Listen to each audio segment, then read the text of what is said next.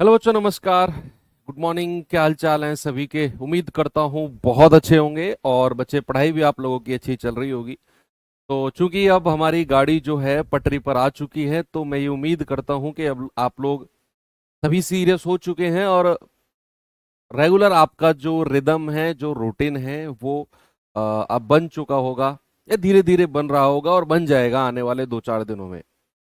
तो चूंकि हमारा एक बड़ा ही इंटरेस्टिंग चैप्टर जिसका नाम है बच्चे नंबर सिस्टम, संख्या पद्धति चल रहा है। छोटे छोटे चैप्टर्स हैं उसमें, जिनमें से दो यूनिट डिजिट और नंबर ऑफ जीरो, और तीसरा चैप्टर है फैक्टर्स। 3 चैप्टर हम कंप्लीट कर चुके हैं। आज हमारा सेकंड लास्ट चैप्टर यानी कि फोर्थ, जिसका नाम है रूल्स ऑफ डिविजिबिलिटी, या फिर अगर मैं कहूं तो सबसे ज्यादा इंपॉर्टेंट चैप्टर। मतलब एक सवाल तो यहां से 100% बनना ही बनना है। आपके एसएससी जीडी में 20 सवाल आएंगे, एक सवाल हटा दो, यहां से 100% आना है। फिक्स कर लो, रूल्स ऑफ डिविजिबिलिटी से एक सवाल बनना ही बनना है, क्योंकि मैंने बहुत एनालिसिस किया कल संडे में आपके प्रीवियस ईयर का, और मैंने ये देखा कि हर शिफ्ट में, ऑलमोस्ट हर शिफ्ट में रूल्स ऑफ डिविजिबिलिटी, विभाज्यता का नियम, चाहे वो किसी की भी डिविजिबिलिटी निकलवाने को कह रहा है, एक सवाल तो रखा ही रखा है। पहली बात, ये तो इम्पोर्टेंट बात है ही है। इससे भी ज्यादा इम्पोर्टेंट बात है कि जो ये चैप्टर है ना आपका, विभाज्यता का नियम, ये आपकी कैलकुलेशन में चार चांद लगाने वाला है। आप उस आपका जो अप्रोच है ना सवाल को करने का, आपकी जो सोच है, जो थिंकिंग है भाई, उसको कंप्लीट चेंज कर देगा ये रूल्स ऑफ डिविजिबिलिटी। अर्थमेटिक के बड़े बड़े chapters like time, speed and distance, हमारा प्रॉफिट लॉस आएगा, हमारा कंपाउंड इंटरेस्ट आएगा, चक्रवृद्धि ब्याज आएगा। ऐसे चैप्टर्स में जब हम परसेंटेज है, बड़ी बड़ी कैलकुलेशंस को देख रहे होंगे, तो वहां पर रूल्स ऑफ डिविजिबिलिटी बहुत हेल्प करेगा हमारी ऑप्शंस को एलिमिनेट करने में। तो ये चैप्टर को आपको बहुत सीरियसली पढ़ना है। तो गुड मॉर्निंग सभी को, जय हिंद। क्या मैं क्लास को शुरू कर सकता हूं बच्चे? क्लास शुरू कर सकते हैं? यस। चलिए, सबसे पहले देखते हैं कि सीखते हैं कि डिविजिबिलिटी क्या होती है। What is divisibility? विभाज्यता क्या है ना? पहला हमारा सवाल है, सर डिविजिबिलिटी क्या है? व्हाट इज डिविजिबिलिटी, है ना? विभाज्यता क्या है सर? विभाज्यता क्या है? उसके नियम तो बाद की बात है ना? उसके नियम तो बाद की बात है, पहले ये देखेंगे कि विभाज्यता है क्या। बच्चे, अगर मैं आपसे ये कहूं कि कोई संख्या है मेरे पास ए, और मैं ना इसको बी से डिवाइड करता हूं। ए क्या है मेरे पास? डिविडेंड। क्या है बच्चे? डिविडेंड, है ना? जिसको क्या बोलते हैं? भाज्य। और ये क्या है? B, divisor. डिवाइजर, इसको क्या बोलते हैं बच्चे? भाजक। अगर मैं इसको डिवाइड करता हूं तो यहां मिलता है, सपोज मुझे मिला है यहां पर सी, और सी क्या है? आपका भागफल। क्या है बच्चे? भागफल। भागफल, है ना? और इसने इसको डिवाइड करके नीचे ना डी रिमाइंडर दिया या आर रिमाइंडर दिया। आर, आर क्या है हमारा? रिमाइंडर, यानी कि शेषफल। शेषफल, ठीक है। कुछ इस तरीके से हम भाग देते हैं। अगर मैं डिविडेंड यानी कि ए को बी से, भाजक से, डिवाइजर से अगर मैं भाग देता हूं, देखो इसको ऐसे भी लिखते हैं, नॉर्मल भाषा में ऐसे भी लिखते हैं, ए बटा बी। इस चीज को ऐसे भी लिखा जाता है, जो मैंने ये लिखा है ना, ए इस ब्रैकेट में और बी बाहर, इसको ऐसे भी लिखा जाता है। जिसमें ऊपर वाला भाग क्या होता है? भाज्य, और ये क्या होता है? भाजक, है ना? ये डिवाइजर होता है। ये डिवाइजर होता है, ऊपर वाला भाज्य यानी कि डिविडेंड होता है। तो अगर मैं ए को बी से भाग देता हूं तो मुझे कुछ क्वेशेंट, क्वेशेंट यानी कि भागफल मिलेगा। कुछ रिमाइंडर मिलेगा। बच्चे अगर मैं आपसे ये कहूं कि रिमाइंडर मेरा 0 है, रिमाइंडर मेरा 0 है, यदि रिमाइंडर 0, तो इस बात का क्या मतलब है? इस बात का क्या मतलब है? यदि रिमाइंडर 0 है ना, तो इस बात का मतलब है ए जो है ना, जिसको मैंने भाज्य बोला है, डिविडेंड बोला है, ए जो है बी से, यानी कि भाजक से, भाजक यानी कि डिवाइजर से पूरी तरह विभाजित होगा, पूरी तरह विभाजित होगा, डिविजिबल होगा। इंग्लिश वाले बच्चे क्या लिखेंगे? A is completely divisible by B. लिखो इंग्लिश वाले बच्चे, A is completely divisible by B. A जो है बी से पूरी तरह विभाजित होगा, डिविजिबल। ठीक है ना? तो सबसे पहले हमने सीखा कि डिविजिबिलिटी क्या है बच्चा। अगर मैं किसी भी संख्या को दूसरी से डिवाइड करूं और रिमाइंडर अगर मुझे 0 मिल जाए, इसका मतलब है A is completely divisible by B. और अगर रिमाइंडर 0 ना मिले तो A is partially divisible by B, है ना, कुछ रिमाइंडर अगर मिल जाए तो। लेकिन हम इस चैप्टर में कंप्लीट डिविजिबिलिटी की बात करेंगे। क्या बात करेंगे बच्चे? कंप्लीट डिविजिबिलिटी की, जहां पर हमारा जो रिमाइंडर है वो 0 आता है, यानी कि संख्या हमारी पूरी पूरी तरह कट जाती है। चलो इतनी बात भी क्लियर है, वेरी गुड। अब सर डिविजिबिलिटी तो बहुत सारी संख्याओं की हो सकती है ना सर, अनगिनत संख्याएं हैं, इनफाइनाइट नंबर हैं। तो हम कैसे पता करेंगे कि एग्जामिनर किसकी डिविजिबिलिटी का सवाल देगा? भाई ये बात तो एग्जामिनर भी जानता है बच्चा, ये बात तो एग्जामिनर भी जानता है कि डिविजिबिलिटी तो अनगिनत संख्याओं की निकाली जा सकती है, इनफाइनाइट संख्याओं की निकाली जा सकती है डिविजिबिलिटी। तो फिर होता क्या है कि ना कुछ लिमिटेड संख्याएं डिसाइड कर दी गई हैं, कुछ लिमिटेड संख्याएं डिसाइड कर दी गई हैं जिनकी डिविजिबिलिटी से एग्जाम में सवाल पूछा जाता है हर बार, हर तरह के एग्जाम में, चाहे वो एसएससी का एग्जाम हो, चाहे वो रेलवे का एग्जाम हो, चाहे वो किसी स्टेट का एग्जाम हो। तो कुछ लिमिटेड संख्याएं हैं जिनमें से हमारा डिविजिबिलिटी के क्वेश्चंस बनते हैं। अब तो वो डिविजिबिलिटी किस किस की है जरा देखते हैं। देखो अगर मैं बात करूं सबसे पहले दो की विभाज्यता, दो की डिविजिबिलिटी, इंग्लिश वाले बच्चे डिविजिबिलिटी लिखेंगे, दो की विभाज्यता, डिविजिबिलिटी ऑफ टू।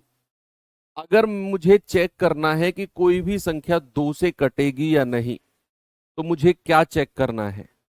कोई भी बड़ी संख्या हमको दे रखी है और मुझे देखना है कि बताओ ये संख्या दो से कटेगी या नहीं, तो मुझे क्या चेक करना है? बच्चे आपको वो पूरी संख्या चेक नहीं करनी दो से काट कर, आपको ऐसे नहीं करना है कि दो को यहां लिखना है, वो संख्या यहां लिखनी है, फिर काटते जाना है, नहीं। हमें देखना है कि अगर कोई संख्या दो से डिविजिबल है ना, तो उसका लास्ट डिजिट क्या बच्चे? उसका लास्ट डिजिट, का लास्ट डिजिट है ना, उसका लास्ट डिजिट देखना है। अगर लास्ट डिजिट हमारा दो से कट गया, last digit must be divisible by two, divisible by two. अंतिम अंक,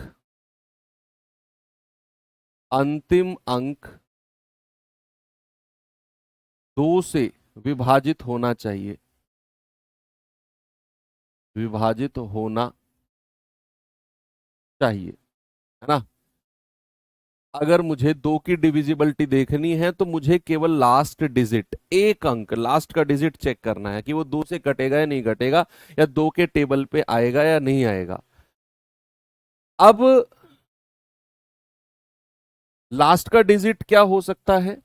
लास्ट का डिजिट क्या हो सकता है? लास्ट का डिजिट या तो 0 होगा, या 2 होगा, या 4 होगा, या 6 होगा, या 8 होगा। इनमें से कोई हो सकता है। 0 भी होगा ना अगर लास्ट का डिजिट, अगर लास्ट का डिजिट 0 भी होगा तो भी संख्या दो से पूरी पूरी तरह कट जाएगी। सपोज अगर मैं आपसे कहता हूं 20, मैं कहता हूं बताओ ये दो से कटेगी या नहीं, आप कहेंगे सर लास्ट का डिजिट देखना है।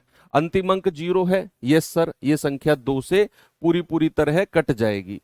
सपोज अगर मैं कहता हूं 43967 और मैं आपसे कहता हूं बताओ ये संख्या 2 से कटेगी या नहीं, आप कहेंगे कि सर लास्ट का डिजिट देखना है, लास्ट का डिजिट अगर 0 है तो सर ये संख्या हमारी 2 से कट जाएगी, पूरी की पूरी संख्या 2 से कट जाएगी, है ना। अब ये 0 भी हो सकता है, मान लो अगर ये 2 हुआ तो भी संख्या 2 से कटेगी, 8 हुआ तो भी संख्या 2 से कटेगी, हमें केवल लास्ट डिजिट को देखना होता है बच्चे, है ना। तो 2 की डिविजिबिलिटी रूल आपको क्लियर है। अब 2 के साथ साथ ही हम 2-3 और पढ़ लेते हैं कि 4 की विभाज्यता क्या होती है बच्चे, 4 की विभाज्यता, रूल डिविजिबिलिटी ऑफ 4। अब आप खुद बताएंगे, अगर मैंने 2 की विभाज्यता में लास्ट डिजिट बोला है ना, तो इसमें होगा लास्ट 2 डिजिट, अंतिम के 2 अंक, लास्ट 2 डिजिट, अंतिम अंतिम 2 अंक, है ना। लास्ट 2 डिजिट अगर हमारे 4 से डिविजिबल हैं तो पूरी की पूरी संख्या 4 से कट जाएगी, पूरी की पूरी संख्या। मान लो मैंने फॉर एग्जांपल यहां पर दिया है 92876 मैंने कहा बताओ ये संख्या 4 से कटेगी या नहीं, तो आपको बच्चे पूरी संख्या देखनी ही नहीं है। सर 4 की डिविजिबिलिटी मतलब हमें लास्ट के 2 अंक देखने हैं, बाकी से हमें कोई मतलब नहीं है। लास्ट के 2 अंक अगर 4 से कट गए तो पूरी की पूरी संख्या 4 से कट जाएगी। तो 4 एकम 4, 4 पंजे 20, सर ये तो पूरा पूरा कट गया, यानी कि हमें ये बात क्लियर हो गई कि अगर 4 की डिविजिबिलिटी, 4 की विभाज्यता देखनी है तो हमें लास्ट के 2 अंक, अंतिम के 2 अंक, लास्ट 2 डिजिट हमको चाहिए होते हैं। ठीक है भैया। 4 के बाद आता है फिर 8, 8 की विभाज्यता, डिविजिबिलिटी ऑफ 8 क्या हुआ बच्चे, देखो 2 के केस में लास्ट डिजिट, 2 का डबल 4, 4 के केस में लास्ट 2 डिजिट, 4 का डबल 8, 8 के केस में क्या होता है मेरे भाई, लास्ट 3 डिजिट, लास्ट 3 डिजिट, यानी कि अंतिम अंतिम 3 अंक। और ये मोस्ट इंपोर्टेंट है भैया, जो 8 की डिविजिबिलिटी है ना, एसएससी का फेवरेट है ये एसएससी का फेवरेट है, एसएससी का फेवरेट है 8। 8 को वो किसी और के साथ भी कंबाइंड करके पूछेगा, वो 72 की डिविजिबिलिटी पूछेगा, ये सब हम बहुत डिटेल में पढ़ेंगे। तो यहां हमें क्लियर हुआ कि अगर कोई भी संख्या 8 से डिविजिबल है तो हमें केवल उसके लास्ट के 3 डिजिट, अंतिम के 3 अंक हमको देखने होते हैं। फॉर एग्जाम्पल अगर मैंने आपसे कहा 2634512, मैंने कहा बताओ ये संख्या 8 से डिविजिबल है, आप सभी का जवाब प्यारे बच्चे यस और नो में आना चाहिए, यस और नो में आना चाहिए। क्या होगा इस सवाल का जवाब, मैंने आपके सामने एक एग्जाम्पल दिया है और मैंने कहा बताओ ये संख्या हमारी 8 से कटेगी या नहीं, बताएंगे सभी बच्चे इस सवाल का जवाब।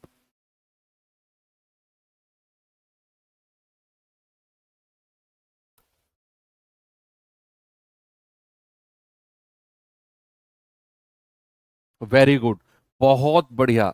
मुकेम्बो खुश हुआ, मुकेम्बो खुश हुआ कि आप लोगों ने इस सवाल का जवाब बताया कि सर 8 की डिविजिबिलिटी मतलब लास्ट के 3 डिजिट, हमें बाकी संख्याओं से मतलब नहीं है। 8 छिंग 48, 3 8 चौके 32, यानी कि सर ये तो पूरा 64 बार गया है, तो इसका मतलब है कि ये जो संख्या है हमारी 8 से पूरी तरह कट जाएगी। तो आपको जितना बताया जाए आपने उतने पे फोकस करना है।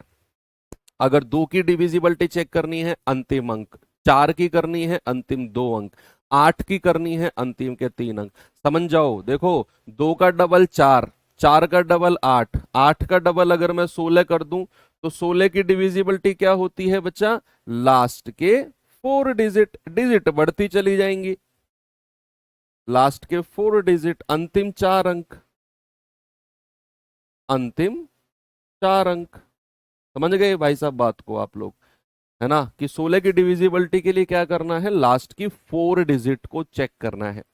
अब 16 के बाद अगर 16 का डबल आप 32 करोगे तो अंतिम के 5 अंक, और ये सीरीज ना आगे चलती चली जाएगी।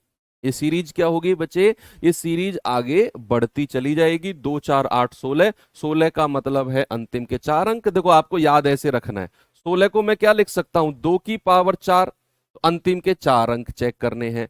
8 को मैं क्या लिख सकता हूं, 2 की पावर 3, तो आपको अंतिम के 3 अंक चेक करने हैं। आप 4 को मैं लिख सकता हूं 2 की पावर 2, अंतिम के 2 अंक चेक करने हैं। 2 को मैं लिख सकता हूं 2 की पावर 1, और आपको लास्ट डिजिट चेक करना है। ऐसे आप याद रख सकते हो, ठीक है। 32 पे जाओगे तो 32 का मतलब है 2 की पावर 5, तो अंतिम के 5 अंक चेक करने हैं। ओके, चलो अभी अपना दिमाग मत लगाओ। बहुत सारे बच्चे पता है क्या है, आप लोग बहुत एडवांस बनना चाहते हो, मास्टर से आगे निकलना चाहते हो। सर इसकी डिविजिबिलिटी बताओ, उसकी बताओ, 15 की बताओ, 12 की बताओ, 24 की बताओ। जिस फ्लो में मैं चल रहा हूं मुझे चलने तो दो, हर किसी की डिविजिबिलिटी बताऊंगा। मैं भाग गया कहीं 10 मिनट में, 2 की, 4 की, 8 की बताकर, और मैं बोर्ड बंद करके कैमरा बंद करके भाग गया कहीं। कल से मैं तुम्हें नया चैप्टर पढ़ाऊंगा क्या? मैंने ये कह दिया कि अगले 10 मिनट में पढ़ाऊंगा जो भी पढ़ाऊंगा, फिर ये चैप्टर नहीं पढ़ाऊंगा, ऐसा बोला मैंने? नहीं ना। तो चल रहा है, चलने दो ना स्मूथली, सब कुछ पढ़ाऊंगा बच्चे, है ना। ठीक है भाई, 2 4 8 16 का केस क्लियर है। अब नए सीरीज की तरफ चलते हैं, बात करते हैं बच्चा 3 की विभाज्यता, 3 की डिविजिबिलिटी, 3 की विभाज्यता, डिविजिबिलिटी ऑफ 3। इंग्लिश वाले बच्चे क्या लिखेंगे मेरे भाई, डिविजिबिलिटी ऑफ 3। अब बड़ा बड़ा प्यारा है डिविजिबिलिटी ऑफ 3 ना, बड़ी प्यारा रूल है इसका। डिविजिबिलिटी ऑफ 3 क्या होता है, सम ऑफ डिजिट। क्या करना है आपको, अंकों का योग, sum of digit, sum of digit, यानी कि अंकों का योग, अंकों का योग 3 से विभाजित होगा, विभाजित होगा। सम ऑफ डिजिट डिविजिबल बाई 3, है ना। अंकों का जो योग है वो हमारा 3 से डिविजिबल होगा। आपको कोई भी संख्या दे रखी है, आपसे पूछने लगे कि बताओ ये संख्या 3 से कटेगी या नहीं, आपने सम ऑफ डिजिट करना है, अंकों का योग करना है। कोई भी संख्या दे रखी है और उस अंकों के योग को 3 से काट के देखना है। अगर वो 3 से कट गया तो संख्या पूरी की पूरी हमारी 3 से कट जाएगी, और अगर वो 3 से नहीं कटा तो हमारी संख्या 3 से नहीं कटेगी। फॉर एग्जाम्पल बच्चे मैंने आपको यहां पर दिया है, बताइए जरा मुझे कि क्या ये संख्या 3 से कटेगी, यस और नो में जवाब देना। आपका जवाब यस और नो में आना चाहिए। क्या ये संख्या हमारी 3 से कटेगी?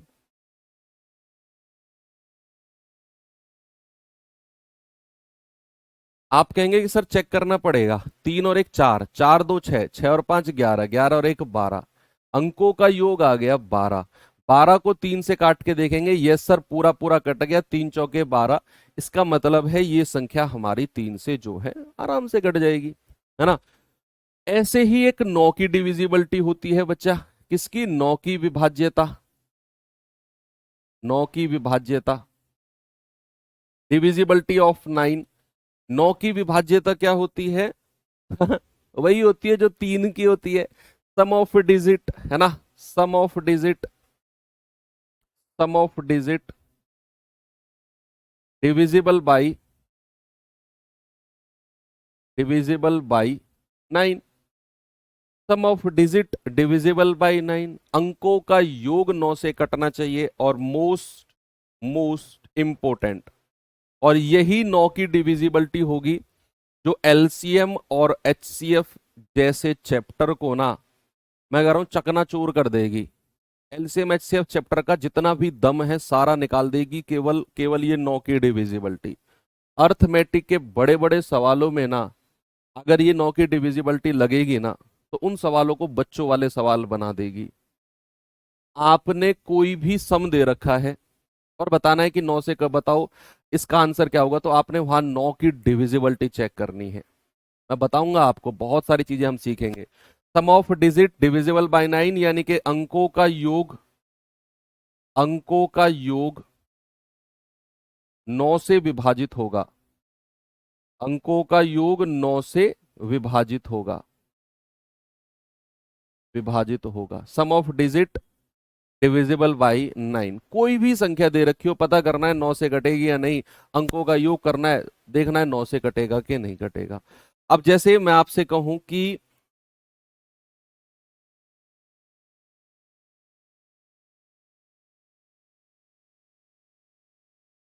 बताइए जरा मुझे इस सवाल का जवाब, क्या ये संख्या 9 से कटेगी? बताओ भाई, क्या ये संख्या 9 से कटेगी? यस और नो?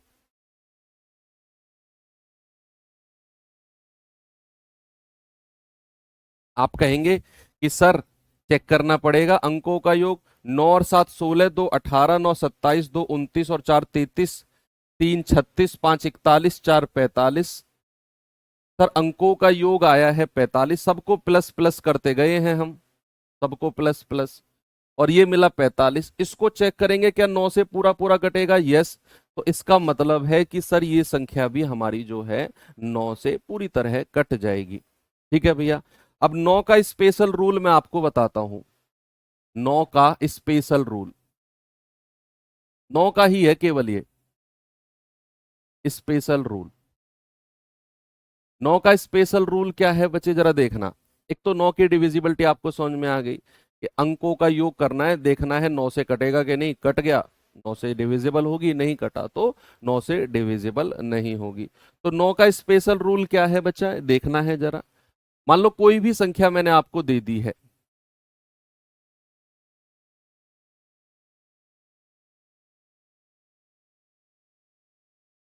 और मैंने आपसे कहा कि बताओ ये संख्या 9 से कटेगी या नहीं कटेगी।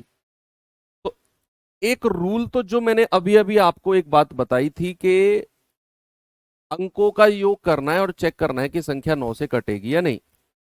दूसरा जो स्पेशल रूल है बच्चे, उस पर आप फोकस करेंगे कि जब भी किसी भी संख्या में मैं 9 की डिविजिबिलिटी लगा रहा होऊंगा ना, तो मुझे उन अंकों को, चाहे वो 2 अंकों को मिलाकर, चाहे वो 3 अंकों को, चाहे 4 को मिलाकर, अगर 9 बन रहा है तो उसको मैं अपने सम में, अपने योग में काउंट ही नहीं करूंगा, उसको एलिमिनेट करता रहूंगा।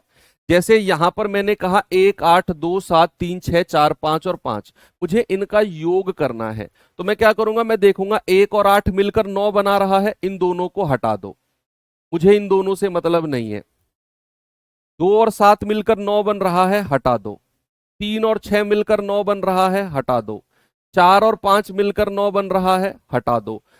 अब लास्ट में बचा है 5। लास्ट में क्या बचा है? 5। ये 5 जो होगा ना, ये मेरा रिमाइंडर होगा। इस पूरी संख्या को जब आप 9 से डिवाइड करोगे ना, तो आपको 5 रिमाइंडर मिलेगा, और अगर 5 रिमाइंडर मिल गया तो संख्या मेरी 9 से पूरी पूरी तरह नहीं कटेगी।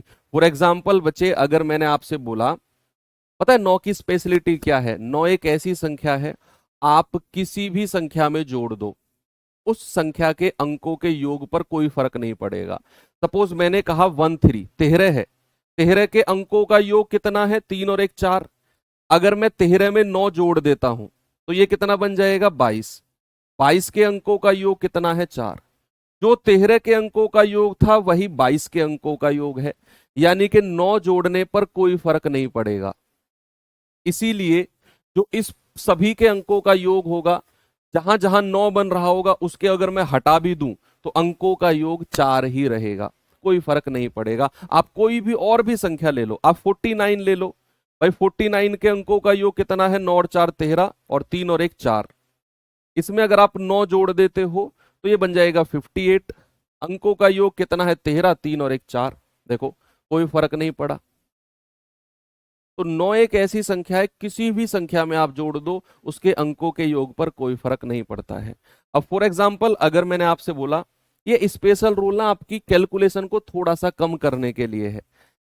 मैंने कहा 1 2 3 4 5 6 7 8 7 6 5 4 3 2 1। बताइए जरा मुझे, क्या ये संख्या 9 से पूरी पूरी तरह कटेगी या नहीं? ये इतना बड़ा मैंने क्वेश्चन आपको दिया है, और फिर मैं आगे चलता हूं, फिर मैं आगे डिविजिबिलिटी की तरफ चलता हूं। पहले इस सवाल का जवाब आप मुझे बताएंगे।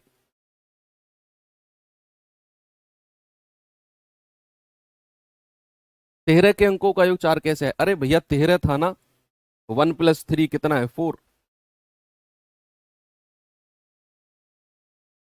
देखिए, अंकों का योग करिए या तो सबका, आप या तो क्या करेंगे बच्चे, जितना भी ये पूरी संख्या दी हुई है ना, सारी डिजिट का सम करो और फिर चेक करो कि ये 9 से कटेगी या नहीं।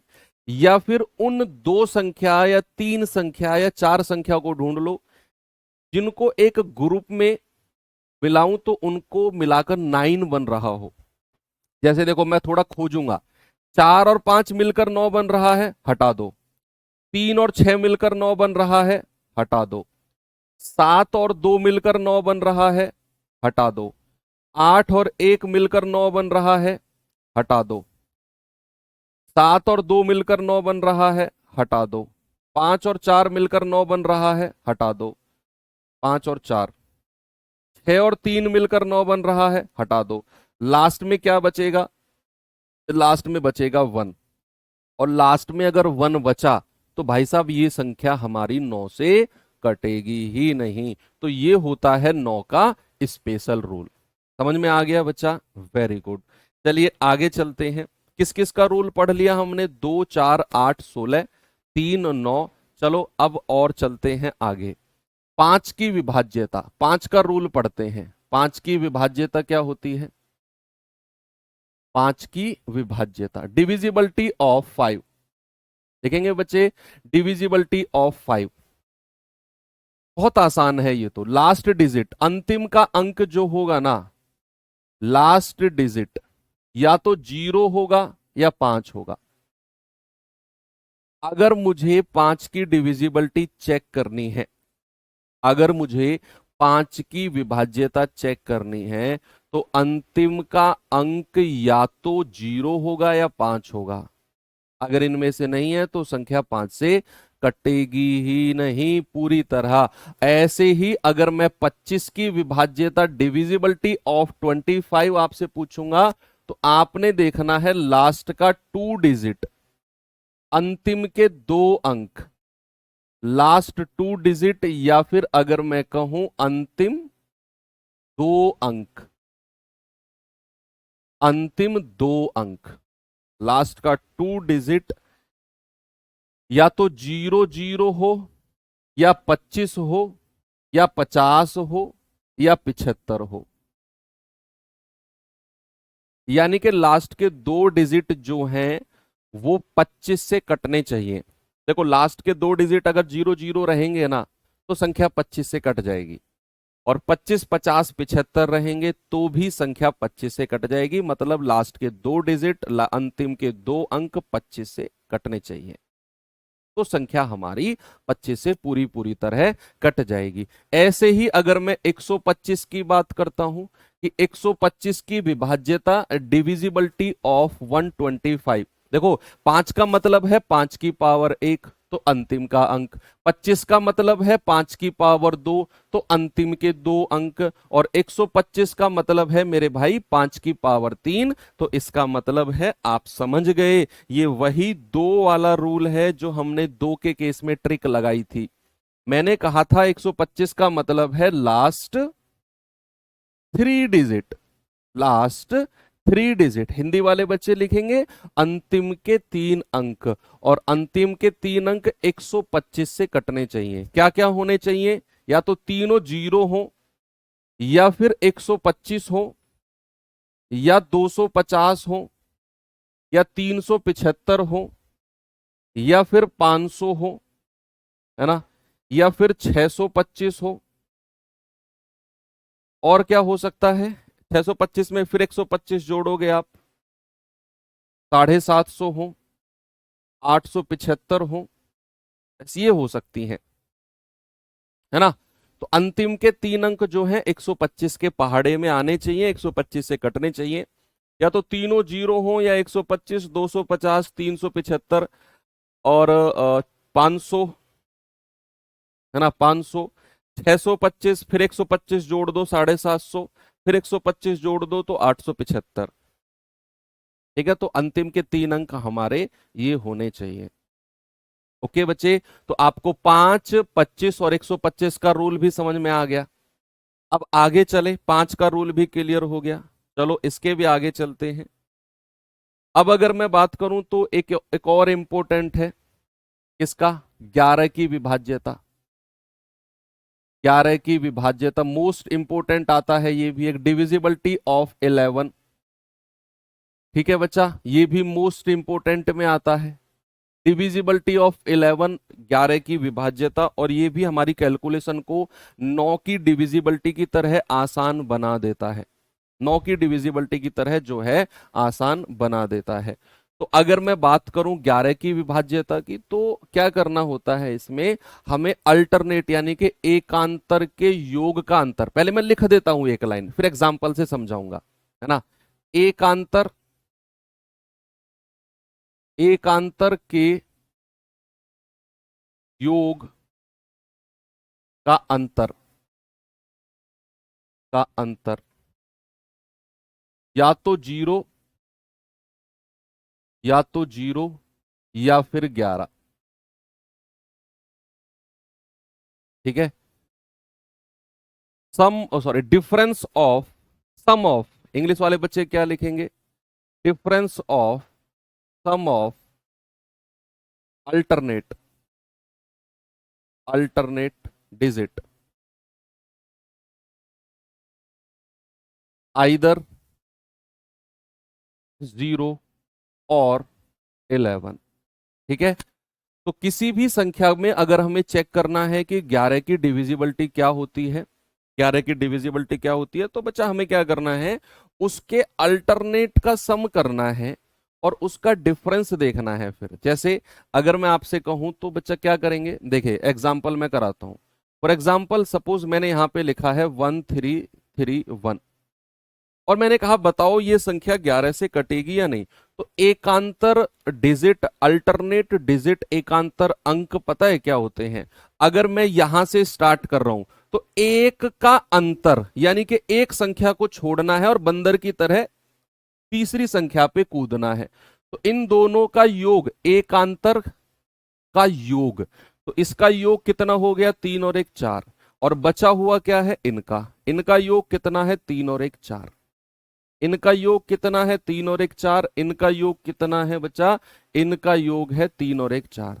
अब जो ये आया है ना भैया, इनका डिफरेंस, इनका डिफरेंस अंतर, इनका अंतर या तो 0 होना चाहिए या फिर हमारा 11 होना चाहिए। अब 4 और 4 का अंतर कितना है, 0। अब अगर अंतर 0 है तो इसका मतलब ये संख्या हमारी 11 से पूरी तरह कट जाएगी, ये संख्या हमारी 11 से पूरी तरह कट जाएगी। ऐसे ही एक एग्जाम्पल और देता हूं मैं आपको, है ना, 1 2 3 4 3 2 1। अब बताइए मुझे, क्या ये संख्या 11 से कटेगी? आपको सबसे पहले क्या करना है, एकांतर का, एकांतर का योग करना है। तो 1 से शुरू करेंगे और एक एक छोड़ के चलेंगे, 1 + 3 + 3 + 1। ऐसे ही जो बच गया है उन एकांतर को अलग जोड़ लो। अगर मैं कहूं आपसे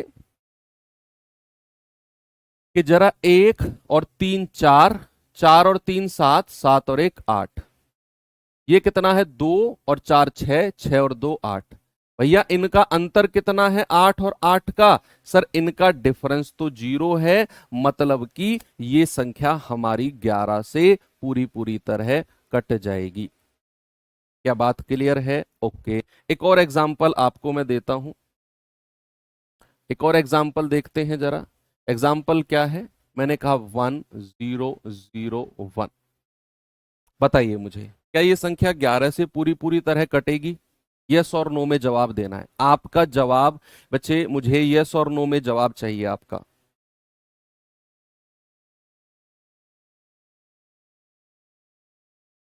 मैंने कहा 1 0 0 1। आप कहेंगे कि सर 1 + 0 1, 0 + 1 1, डिफरेंस क्या आया है? सर डिफरेंस यानी कि अंतर आया है 0। तो सर ये संख्या भी हमारी जो है पूरी पूरी तरह 11 से कट जाएगी, कट जाएगी ना भैया? यस। चलो इतनी बात क्लियर है, 11 की डिविजिबिलिटी समझ में। अभी तो बहुत सारे सवाल, अभी तो हम रूल पढ़ रहे हैं, भाई साहब मैंने खत्म नहीं किया है, मैं तो जस्ट आपको अभी रूल पढ़ा रहा हूं। ये सारे के सारे रूल आप चाहो तो एक पेज में अलग से लिख के अपने स्टडी टेबल के किसी कोने में चिपका सकते हो। तो अगर मैं चलूं आगे 11 के बाद, बहुत सारे बच्चे कहते हैं सर 7 की डिविजिबिलिटी। भाई मैं 7 की डिविजिबिलिटी पढ़ाता ही नहीं हूं। 7 की डिविजिबिलिटी मैं फर्जी मानता हूं। जितना टाइम 7 की डिविजिबिलिटी को लगाने में आपको लगेगा ना, उससे 50% समय में आप उस रूल को डायरेक्ट संख्या में लगा जाओगे, डायरेक्ट 7 से डिवाइड कर दोगे आप। ऐसा रूल है 7 का। मान लो कोई भी संख्या अगर मैं आपको देता हूं, सपोज मैंने कहा 343, 7 की डिविजिबिलिटी को बताऊंगा नहीं, मैं जस्ट ऐसे ही एक्सप्लेन कर रहा हूं, है ना। मैं अलग से रूल बनवा कर नहीं लिखवाऊंगा, क्योंकि मैं इसे फर्जी मानता हूं, मैं नहीं पढ़ाता हूं 7 की डिविजिबिलिटी को, है ना। क्योंकि इसमें मतलब कुछ भी नहीं है, डायरेक्ट हम 7 से डिवाइड करेंगे। जब भी कोई 7 की डिविजिबिलिटी का सवाल आएगा ना, हम डायरेक्ट 7 से डिवाइड करेंगे, हम ये रूल लगाएंगे ही नहीं। मैं रूल बता रहा हूं ताकि बहुत सारे बच्चे चिल्लाते हैं 7 7 7 7, पता नहीं क्यों वो चिल्लाते हैं, मेरी समझ में नहीं आता।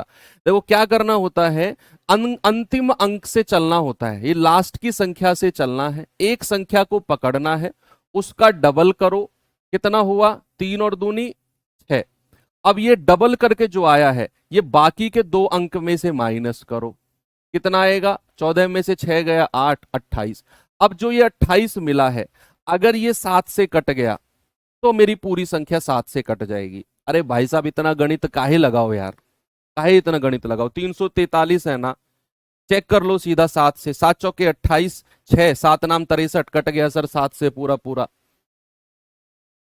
काहे इतना डिजिट लगाना भाई, लास्ट का अंक पकड़ें, डबल करें, फिर बचे हुए में से माइनस करें। अगर बड़ी संख्या हुई 49325, लास्ट का अंक पकड़ो, डबल करो, इसमें से माइनस करो, फिर लास्ट का अंक पकड़ो, डबल करो, इसमें से माइनस करो, फिर लास्ट का अंक डबल, इसमें से माइनस। ये करते जाओगे क्या, नहीं करना ना। तो 7 की डिविजिबिलिटी आप पढ़ो ही मत, आएगा हम डायरेक्ट लगाएंगे। हम क्या करेंगे, हम डायरेक्ट लगाएंगे, हम 7 से डायरेक्ट उस संख्या को काटेंगे। तो बच्चा ये हुई है कुछ लिमिटेड डिविजिबिलिटी, है ना, कुछ लिमिटेड डिविजिबिलिटी है। अभी कंपोजिट डिविजिबिलिटी पढ़ना बाकी है। कंपोजिट डिविजिबिलिटी यानी कि हमने जो अभी तक डिविजिबिलिटी पढ़ी है, दो की मतलब उन संख्याओं की पढ़ी है जो संख्या मोस्ट रिपीटेडली सिंगल सिंगल बार पूछी जाती हैं, यानी कि डायरेक्ट पूछेगा कि फलाने की डिविजिबिलिटी इसकी बताओ, इसकी बताओ। अभी हमको पढ़ना है कंपोजिट, मिश्रित विभाज्यता जिसको हिंदी में कहते हैं। मिश्रित विभाज्यता होता है कि जो डिविजिबिलिटी, जो संख्या दो संख्याओं के मिश्रण से बनती है। जैसे 6 हो गया, 6 की डिविजिबिलिटी का मतलब है वो संख्या 2 और 3 से बनी है, 2 गुणा 3, 2 तिया 6। यानी कि कोई भी संख्या अगर 6 से डिविजिबल है तो वो 2 से भी कटनी चाहिए, 3 से भी कटनी चाहिए। ऐसे ही 12, 4 गुणा 3, 4 तिया 12। ऐसे ही हमारा 24, 8 गुणा 3, 8 तिया 24। ऐसे ही हमारा 36, 9 चौके 36, 72, 9 अठे 72, 88, 11 अठे 88, 99, है ना, 11 नाम 99, 33, 11 तिया 33। तो ये पढ़ेंगे सभी हम। अभी तो मैं आपको बता रहा हूं कि इनके बारे में चिल्लाना मत, ये सब डिविजिबिलिटी हम पढ़ेंगे।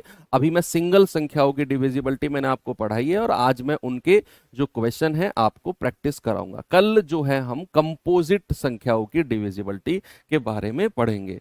ठीक है भैया, अब मैं आपको पहला सवाल देता हूं और जल्दी जल्दी आपका आंसर जो है मुझे मिलना चाहिए।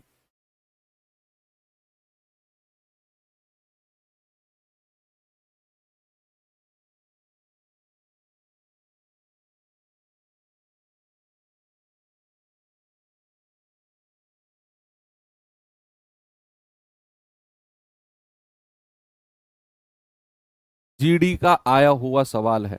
अब क्वेश्चन के आंसर मुझे कमेंट बॉक्स में दिखने चाहिए, अगर आप कमेंट बॉक्स ओपन करके बैठे हो तो। नहीं बैठे हो तो कोई प्रॉब्लम नहीं है, फिर तो आप अपना आंसर निकालो और आराम से बैठ सकते हो।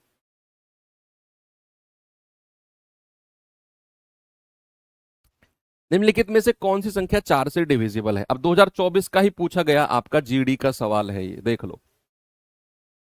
अब 4 की डिविजिबिलिटी, 4 की विभाज्यता, सर लास्ट के 2 डिजिट, अंतिम के 2 अंक हमको चेक करने हैं भैया, हमें इनको चेक करना है बस। क्या ये अंतिम के 2 अंक 4 से कटेंगे या नहीं? बाकी से हमें कोई मतलब नहीं है। अब क्या 42 हमारा 4 से कटता है? नहीं। क्या 70 4 से कटेगा? 4 एकम 4 3। नहीं। क्या 34 कटेगा? 4 अट्ठू 32 2। नहीं। क्या 4 से कटेगा? पूरा पूरा 12 बार कट जाएगा। इसका मतलब है यही एक संख्या है ऑप्शन डी, जो 4 से पूरी तरह कटेगी। आसान है ना? और आया हुआ अभी 2 4 महीने पहले जो आपका एग्जाम हुआ है उसमें ये सवाल बना है। सारे लेटेस्ट अपडेटेड पैटर्न के क्वेश्चन आपके सामने लेकर आऊंगा मैं। ये भी आपका 2024 का ही पूछा गया सवाल है, एसएससी जीडी 2024।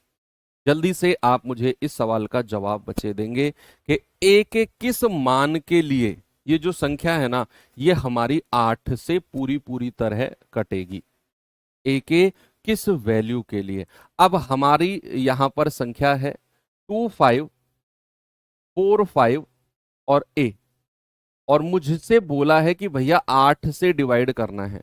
आप जरा मुझे बताएंगे 8 की डिविजिबिलिटी क्या होती है? सर 8 की डिविजिबिलिटी होती है लास्ट के 3 डिजिट हमको चेक करने हैं, अंतिम के 3 अंक, बाकी से हमें मतलब नहीं है। यानी कि 4 5 और ए। अब 8 से डिवाइड करना शुरू कर दो, अभी ए की वैल्यू ना अपने आप दौड़ती हुई आएगी। देखना, तुम ऑप्शन भी रखने की जरूरत नहीं है, ए की वैल्यू दौड़ती हुई आएगी आपके पास। आपने जैसे ही इसको डिवाइड किया, 8 तिया 24, 8 चौक 32, 8 पंजे 40, हासिल का कितना बचा? 5। कितना बचा बच्चे? 5। और ये ए यहां पर है ना भैया? 8 पंजे 40, हासिल का 5 बचा, और ये ए यहां पर है। अब देखते रहना, अब मैं एक ही जगह क्या रख दूं कि ये 8 के पहाड़े में आ जाए। 8 का पहाड़ा पढ़ना शुरू करो आप, शुरू तो करो, आपको एक ही वैल्यू मिल जाएगी। 8 एकम 8, 8 दूनी 16, 8 8 एकम 8, 8 दूनी 16, 8 तिया 24, 8 चौके 32, 8 पंजे 40, 8 छिंग 48, 8 सत्ते 56, 8 अट्ठे 64। अरे सर, अगर यहां 5 है ना, तो केवल एक ही संख्या है जो 8 के पहाड़े में आ रही है, 8 सत्तू 56। यानी कि सर ए की जो वैल्यू है ना, वो 6 होगी। ये तो मैंने डिटेल में समझाया। ये सारी की सारी कैलकुलेशन आपके दिमाग में ना सेकंडों में चलेंगी, जब आपकी बहुत सारी प्रैक्टिस हो जाएगी। सेकंडों में, मैं कह रहा हूं 2 3 सेकंड में आपके दिमाग में स्ट्राइक करेगा 8 पंजे 40, 5 8 सत्ते 56 ऐसे। अभी घबराने की जरूरत नहीं है, अभी तो मैंने बहुत डिटेल में समझाया कि दिमाग को चलाना किस तरीके से है। चलेगा कितनी स्पीड से आपको खुद भी नहीं पता, बहुत तगड़ी स्पीड से चलेगा। चलाना कैसे है पहले तो वही सीखना है ना दिमाग को। तो यहां पर 8 पंजे 40, हासिल का 5। अब ये ए बचा हुआ था, तो मैंने 8 का पहाड़ा पढ़ा, 8 सत्तू 56, और 56 में 5 तो है, इसका मतलब है ए की वैल्यू क्या हो जाएगी? ए की वैल्यू 6 हो जाएगी। ओके, इस तरीके से दिमाग चलाना। अब स्पीड तो अपने आप पकड़ लेगा दिमाग, बस दिमाग को ये बताना है हमें कि चलना किधर है तुम्हें। दिमाग को हमें डायरेक्शन दिखानी है। दौड़ेगा तो अपनी स्पीड से भाई साहब, तुम पकड़ भी नहीं पाओगे। चलो, कह रहे एन के किस मान के लिए ये संख्या है और ये 8 से डिविजिबल है, और हमारा ये भी 2024 का बना हुआ सवाल है। बताओ भाई, यहां पर अगर मैं लिखता हूं 2 8 5 3 7 और n, और मुझे चेक करना है 8 की डिविजिबिलिटी, तो मैं केवल और केवल लास्ट 3 डिजिट से बात करूंगा, बाकी से मेरा कोई मतलब नहीं है। यानी कि 3 7 और n से मेरा मतलब है। अब मैं 8 से डिवाइड करूंगा, तो 8 का पहाड़ा पढ़ो। अगेन देखो, अब आपका दिमाग देखना, मैंने डायरेक्शन दे दी ना आपके दिमाग को, और आपका दिमाग उधर ही दौड़ रहा होगा 100%, मैं कह सकता हूं, जिधर मैंने डायरेक्शन दी है। मैंने आपको बोला कि 8 चौके 32, हासिल का कितना बचा? 5। अब यहां n है, 8 का पहाड़ा पढ़ेंगे, 8 सत्तू 56, और 56 का 5 6 जो होगा वही हमारी n की वैल्यू होगी। n बराबर 6, n बराबर 6। ठीक है, वेरी गुड। आगे चले, चलिए ये सवाल बताइए भैया जरा, 2023 जीडी का पूछा गया सवाल है।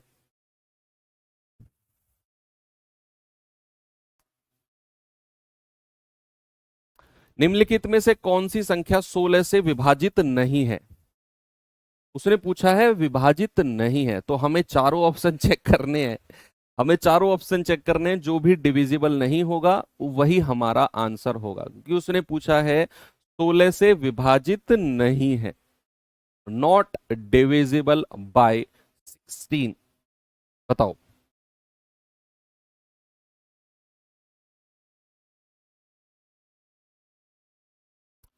भाई 16 की डिविजिबिलिटी क्या होती है? अभी अभी पढ़ा ना हमने, कभी भूल जाओ तो 16 का मतलब होता है 2 की पावर 4। 2 की पावर 4 का मतलब है कि अंतिम के 4 अंक 16 से कटने चाहिए। अब मैं इसमें गया, अरे इसमें तो सारे ही 4 अंक है, कोई बात नहीं है, तो 16 से काट के देखेंगे, 16 × 3 = 48। भाई 5168 है, 16 से काटेंगे, 16 × 3 = 48, 3, 16 दूनी 32, 4, 16 × 3 = 48। ये संख्या तो पूरी पूरी कट गई 16 से, तो ये तो मेरा आंसर नहीं होगी। हमारा आंसर वो होगा जो 16 से डिविजिबल नहीं है, तो ये तो मेरा आंसर नहीं है। 16 से काट के देखेंगे, 16 × 1 = 16, 2, 16 × 1 = 16, 4, 16 दूनी 32, 32, 8 और 1 9, 16 × 6 = 96। ये भी संख्या 16 से कट गई, आंसर नहीं होगा।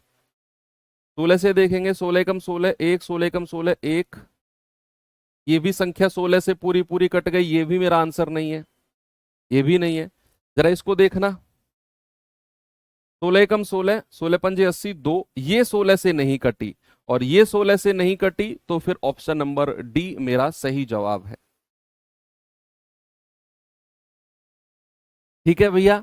भाई ये भी 16 से कट गई, ये भी 16 से कट गई, ये भी 16 से कट गई, लेकिन ऑप्शन डी जो बचा, हालांकि चेक करने की भी जरूरत नहीं है, लेकिन फिर भी हमने चेक कर लिया और ये 16 से नहीं कट रही है, और नहीं कट रही है, तो फिर मेरा जो आंसर है बच्चे वो होगा ऑप्शन नंबर डी।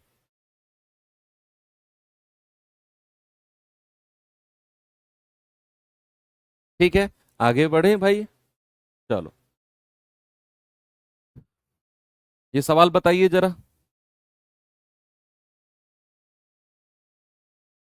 कह रहा है ए का वह न्यूनतम मान, देखो बच्चे हम पढ़ रहे हैं डिविजिबिलिटी, सुनो सामने देखो भाई साहब आप, हम पढ़ रहे हैं डिविजिबिलिटी, और डिविजिबिलिटी में मैक्सिमम वैल्यू और मिनिमम वैल्यू का ध्यान रखना है। अभी तो आगे पढ़ेंगे ना, जब हम पढ़ेंगे 72 88, तो वहां मिनिमम और मैक्सिमम वैल्यूज का जिक्र होगा।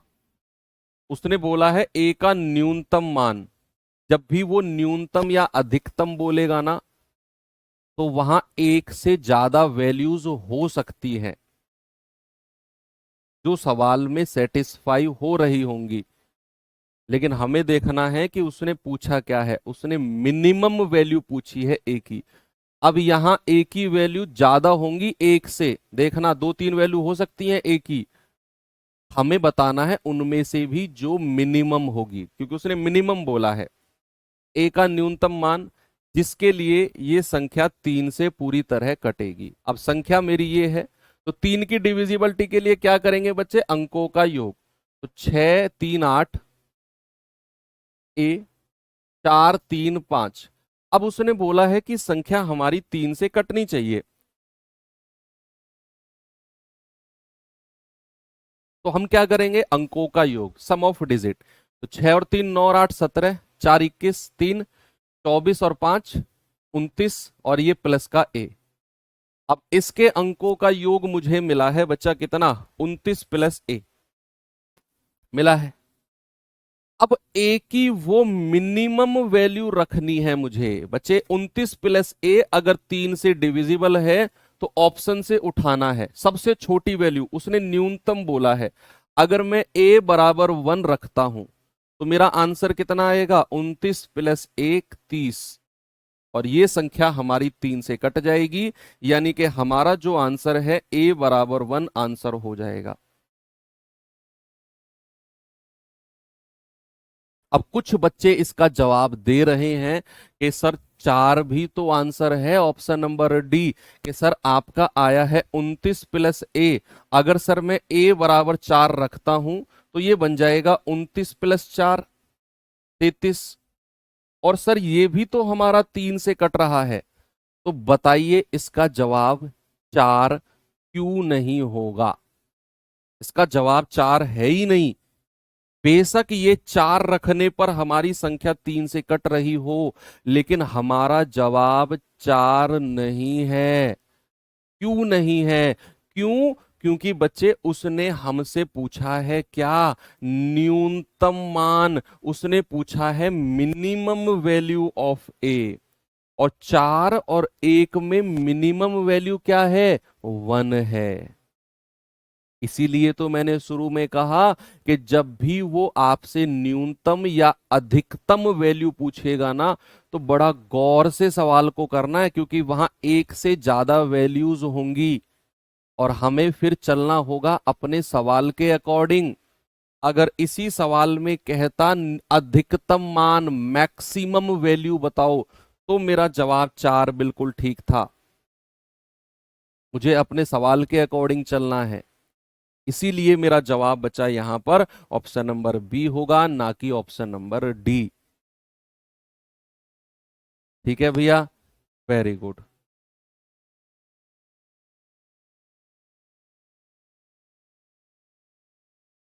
आगे बढ़े, चलिए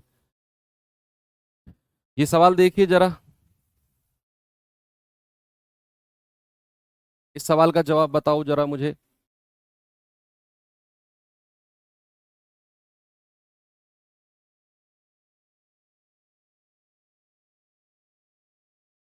आप कहेंगे कि निम्नलिखित में से कौन सी संख्या 9 से विभाजित नहीं है?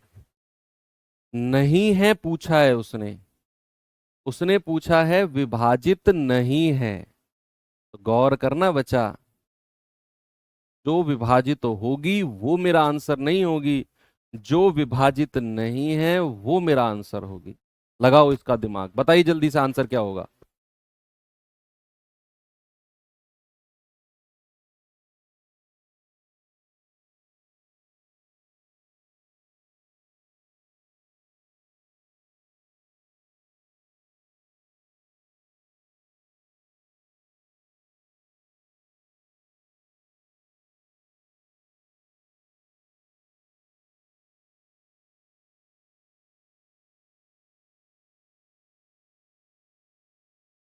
क्या उत्तर आ रहा है भैया?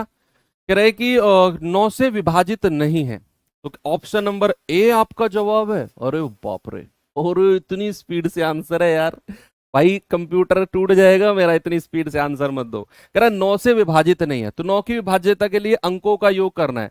और हाँ, 9 का स्पेशल रूल लगाओ इसमें। इसमें बच्चे 9 का स्पेशल रूल लगाओ। देखो, 3 6 और 3 9, हटा दो इनको। 5 और 8 13। अरे यही मेरा आंसर है भाई साहब, बाकी को मैं चेक ही नहीं करूंगा। बाकी को मैं चेक करूंगा ही नहीं। मैंने यहां पर देखा 3 और 6 9, हटा दिया मैंने इनको, क्योंकि ये स्पेशल रूल में आ रहा था 9 के। 8 और 5 13। अब ये 13 9 से नहीं कटेगा, और उसने वही पूछा है कि कौन सी संख्या 9 से विभाजित नहीं है, और यही है। आप बाकी को चेक कर लो चाहो तो। 9, 8 7 15 3 18 हो गया 9 से विभाजित। क्या होगा? 7 5 12, 12 8 20 और 7 27। 9 से विभाजित हो गया, मेरा आंसर नहीं है। 8 और 1 9, हटा दो। 5 और 4 9, हटा दो। ये भी संख्या 9 से विभाजित है, ये भी मेरा आंसर नहीं है। तो केवल ऑप्शन नंबर ए ही ऐसा है जो 9 से डिविजिबल नहीं है। चलो, अब मैं आपको आंसर देता हूं, क्वेश्चन देता हूं आगे। ये सवाल बताइए बच्चा, जरा जल्दी से मुझे आंसर बताएंगे क्या होगा। सभी लोगों का आंसर मुझे मिलना चाहिए भैया। बताओ बताओ बताओ।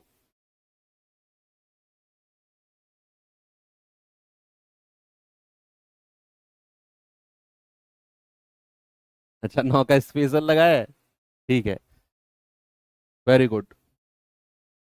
सवाल कह रहा है ये संख्या दी हुई है, और कह रहा है कि ये 9 से डिविजिबल है।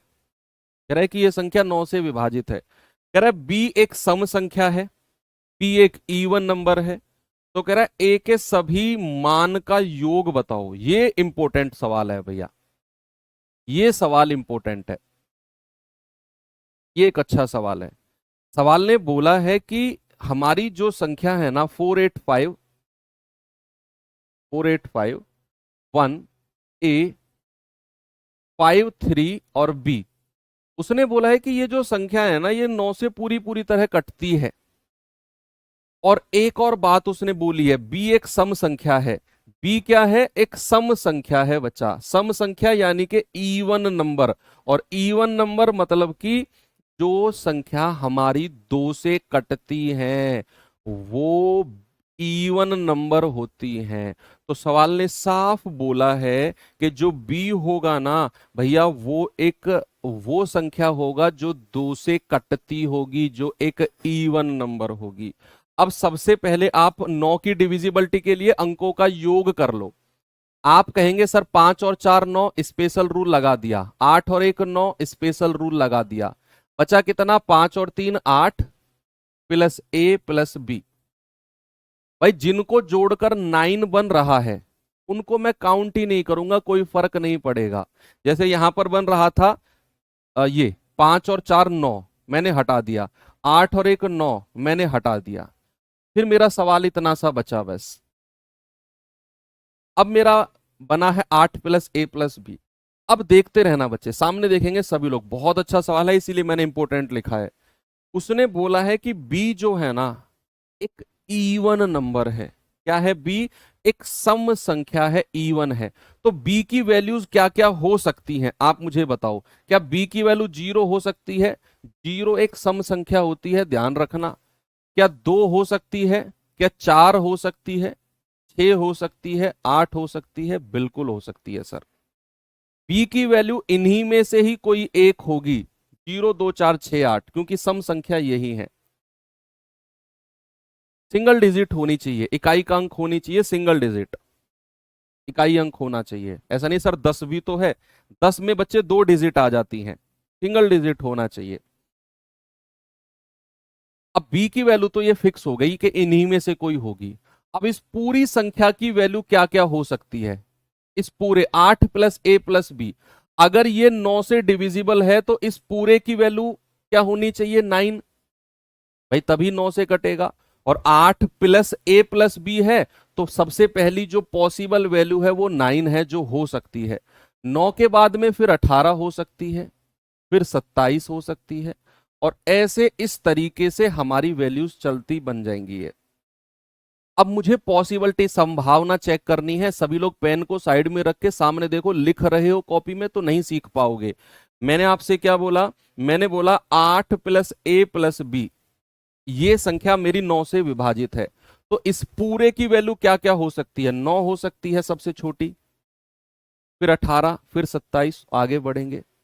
अगर मैं मानकर चलता हूं कि इसकी वैल्यू 9 है, ए प्लस बी अगर मैं मानकर चलता हूं कि if A plus B, sorry 8 plus A plus B 9 है, तो ए प्लस बी कितना हो जाएगा?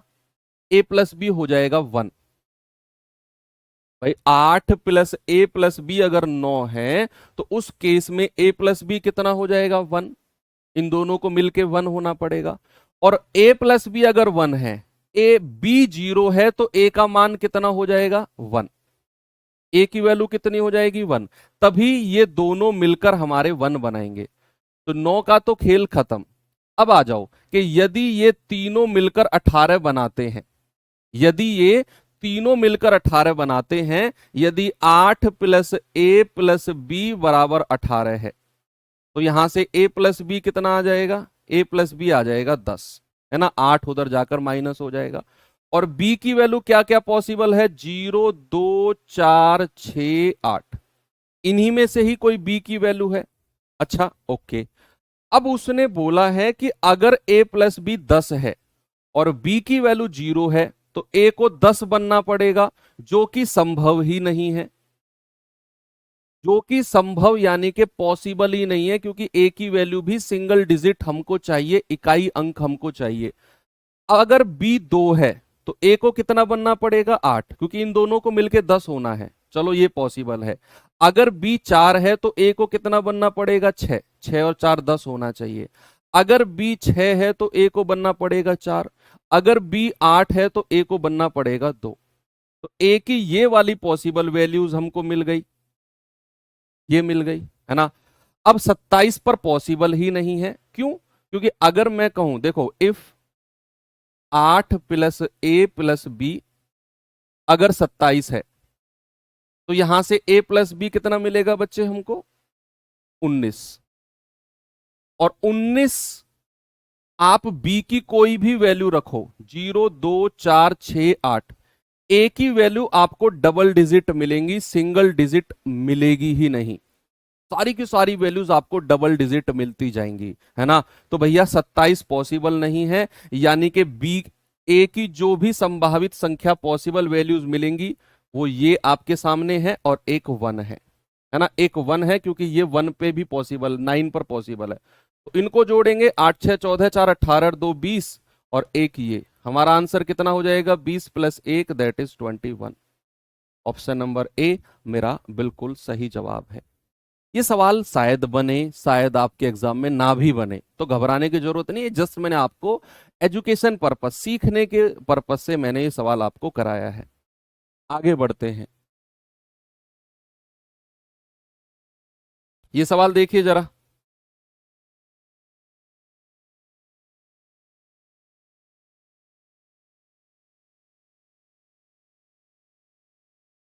बताओ भाई जल्दी से, इस सवाल का जवाब क्या होगा? कह रहा है एम के सबसे बड़े और सबसे छोटे संभावित मान। मैंने क्या बोला बच्चा? मैंने बोला एम का सबसे बड़ा और एम का सबसे छोटा संभावित मान का गुणनफल बताना है, जिसके लिए ये संख्या हमारी 9 से डिविजिबल है। यानी कि हमें एक संख्या दी हुई है, क्या बच्चे? हमको संख्या दी हुई है 5m, 83m, 4m और 1। और सवाल ने बोला है कि ये जो संख्या है ना, ये 9 से डिविजिबल है। अगर संख्या 9 से डिविजिबल है, क्या अंकों का योग 9 से डिविजिबल होगा? सम ऑफ डिजिट, बिल्कुल सही है सर। अंकों का योग जरा बताना मुझे। 5 और 8 13, 3 16, 16 और 4 20, 20 और 1 21, प्लस m और m कितना हो गया? 2m। यानी कि ये मेरे पास संख्या आ गई, अंकों का योग। अब सवाल ने बोला है कि m की अधिकतम और न्यूनतम वैल्यू बतानी है।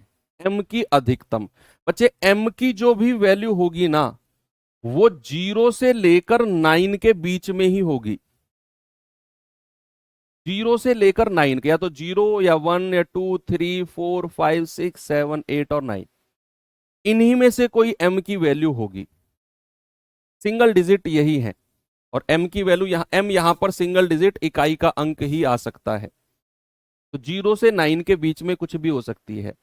अब अगर मैं मिनिमम वैल्यू की तरफ जाऊंगा, मैं किसकी तरफ जा रहा हूं? मिनिमम वैल्यू निकाल रहा हूं पहले। अब मिनिमम वैल्यू के लिए m बराबर 0 रख के जरा चेक करना, क्या m बराबर 0 हो सकता है? अगर मैं m 0 रखता हूं तो ये बनेगा 21 + 0। क्या ये 21 हमारा 9 से कटेगा? नहीं। अब m बराबर 1 रखना बच्चे जरा। अगर मैं m बराबर 1 रखता हूं तो 2 एकम 2, 21 और 2 23, ये भी नहीं बनेगी बात। जरा m बराबर 2 रखना, 2 दूनी 4, 21 और 4 25, यहां भी बात नहीं बनेगी। जरा m बराबर 3 रखना, 3 दूनी 6, भाई 21 + 6 कितना हो गया? 27। और ये संख्या 27 हमारी 9 से कट गई। इसका मतलब है हमें मिनिमम वैल्यू तो मिल गई, m बराबर 3। मिनिमम वैल्यू क्या मिल गई? m बराबर 3 मिल गई। 3m होगा, sorry sorry sorry sorry sorry, फिर तो m बराबर 2 मिल जाएगी हमें, है ना। फिर तो m बराबर 2 मिल जाएगी। m बराबर अगर हम 1 रखते हैं तो 21 3 24, ये भी नहीं कटेगा। और m बराबर अगर मैं 2 रखता हूं तो 21 + 3 दूनी 6, यानी कि 27। फिर तो बच्चा हमें m बराबर 2 मिल जाएगी, जो मेरी मिनिमम वैल्यू होगी।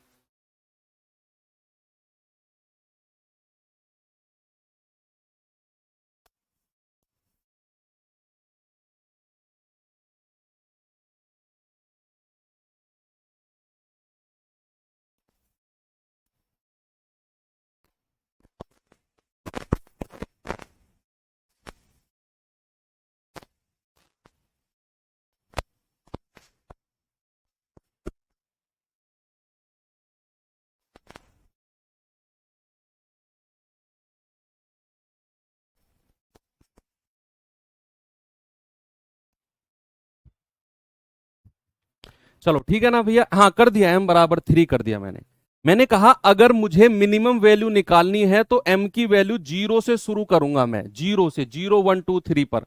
तो m बराबर 0 पर ये हमें मिला था 21 जो कि 9 से नहीं कटता। m बराबर 1 पे ये मिला 24, 9 से नहीं कटता। m बराबर 2 जैसे ही मैंने रखा तो 3 दूनी 6 और 21 और 6 27, ये मेरा 9 से कट गया, मिनिमम वैल्यू मिल गई।